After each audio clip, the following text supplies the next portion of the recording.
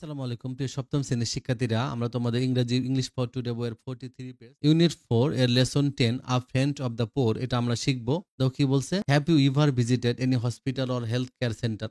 বলছে যে তুমি কখনো কি কোনো হসপিটাল বা হেলথ কেয়ার সেন্টার ঘুরতে গেছো? ইফ ইয়েস, যদি হ্যাঁ হয়, ফিল ইন দ্য সার্কেল। তাহলে এই যে আমাদের যে সার্কেলগুলো আছে, এই সার্কেলগুলো আমাদের কি করতে হবে? এই সার্কেলগুলো পূরণ করতে হবে। পরে হেলথ কেয়ার সেন্টারের কি কি করে, এখান থেকে একটা করে দেওয়া আছে যে ট্রিটমেন্ট। ওকে, ট্রিটমেন্ট শব্দটা লিখে দিয়েছে, আমরা বাকিগুলোতে লিখবো কি লেখা যায়। ওকে, কি বলছে দেখো, হেলথ কেয়ার সেন্টার, তাহলে আমরা কিভাবে লিখবো? দেখো কি বলছে, ট্রিটমেন্ট, এটা আমাদেরকে দেওয়া ছিল। ওকে, তাহলে আমরা বাকিগুলো কিভাবে লিখবো? দেখো আমরা বাকিগুলো এভাবে লিখবো যে হেলথ চেক আপ। ওকে, ট্রিটমেন্ট করা হয়, আবার হেলথ চেক আপ করা হয়। এখানে অনেকে যে হাসপাতালে গিয়ে তার স্বাস্থ্য চেক আপ করে আসতে পারে। এছাড়া কি করে দেখো, ডায়াগনোসিস, এখানে আবার রোগ নির্ণয় করা হয়। তারপর তুমি কি লিখতে পারবা? মেডিসিন অর ফার্মাসি, এখান থেকে মানুষ ওষুধপত্র কিনতে পারে। তারপর কি হয় দেখো, সার্জারি অর কনসালটেশন, মানে এখান থেকে অনেকে মানুষ অপারেশন করে। ওকে, তারপরে ভ্যাকসিনেশন, অনেকে আবার টিকা নেয়। তাহলে তোমরা এইভাবে সুন্দর করে এটা এই কটা লিখে দেবা, এটা হলেই তোমাদের সুন্দর করে লেখা হয়ে যাবে। হ্যাঁ, তো শিখে দেখো, আমরা listen to the teacher or CD আর আনসার দ্য ফলোইং কোশ্চেন। বলছে তোমার শিক্ষকরা তোমাদেরকে যা বলবে তোমরা শুনবা, আর তোমরা সিডি শুনবা এবং সেই অনুযায়ী প্রশ্নের আনসার দিবা।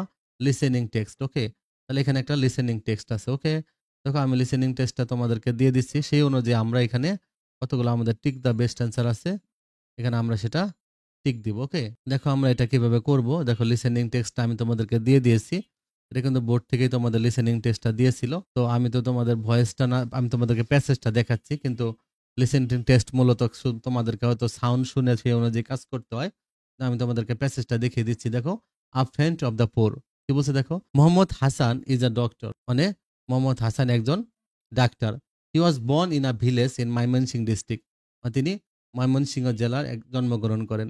Mister Hasan got his MBBS degree from Dhaka medical college in 1966, Dhaka medical college থেকে এমবিবিএস ডিগ্রি অর্জন করেন। Then he join the government service, তারপর তিনি কি করেন? সরকারি চাকরিতে যোগদান করেন।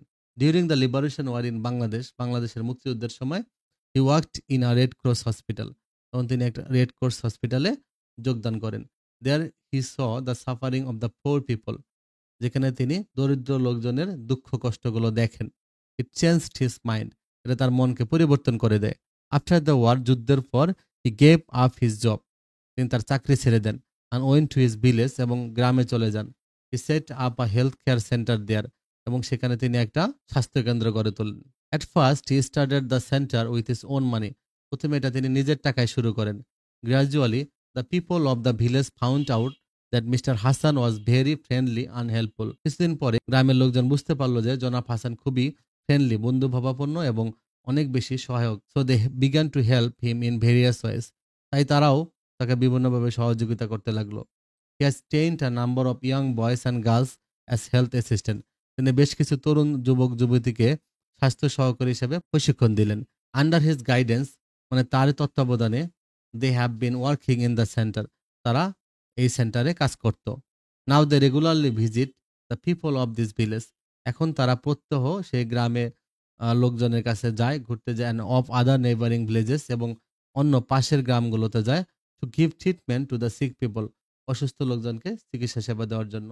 তাহলে দেখো আমাদের কি বলছে, টিক দ্য বেস্ট অ্যান্সার, যে doctor Mahmud Hasan was born in a village Mymensingh town, Dhaka, আমরা জানি a village. What did Mr Hasan do during the liberation war, যুদ্ধের সময় তিনি কি করেছিলেন? Took part in the battle, যুদ্ধ অংশ নিয়েছিলেন। He worked for the government, সরকারি চাকরি করেছিলেন। And he set up hospital, আমরা জানি he worked for the government, তিনি কি করলেন? যে গভর্নমেন্টের সরকারি কাজ করেছিলেন। The suffering of the poor people made him work in a red crescent hospital, আমরা এই যে দরিদ্র লোকের যে ভোগান্তিগুলো, এগুলো রেড ক্রিসেন্টে কাজ করতে উৎসাহিত করেছিল। Change his mind for working for the people, এই দরিদ্রদের ক্ষেত্রে কাজ করার জন্য তার মানসিকতা পরিবর্তন করে দিয়েছিল। Made him join the liberation war, মুক্তিযুদ্ধে অংশগ্রহণ করেছিল। তার মানে চেঞ্জ হিজ মাইন্ড, তার মনকে পরিবর্তন করে দিয়েছিল, for working for the poor, গরিবদের জন্য কাজ করার জন্য। Doctor Hasan went to his village, doctor Hasan গ্রামে যায়। Before he gave up his job, before he gave up his job, মানে তার চাকরি ছেড়ে দেওয়ার পূর্বে। After he gave up his job, চাকরি ছেড়ে দেওয়ার পর। বিফোর দ্য ওয়ার ফিনিশড, যুদ্ধ শেষ হওয়ার আগে, আমরা জানি after he gave up his job, চাকরি ছেড়ে দেওয়ার পরে সে গ্রামে চলে যায়। Doctor Hasan set up a health care centre, with the money of the villagers, গ্রামবাসীর টাকা দিয়ে, না উইথ গভর্নমেন্ট গ্রান্টস, সরকারি অনুদান নিয়ে, না উইথ হিজ ওন মানি, না নিজের টাকা দিয়ে। আমরা জানি with his own money. Okay, এইভাবে তোমরা এটা করে ফেলবা।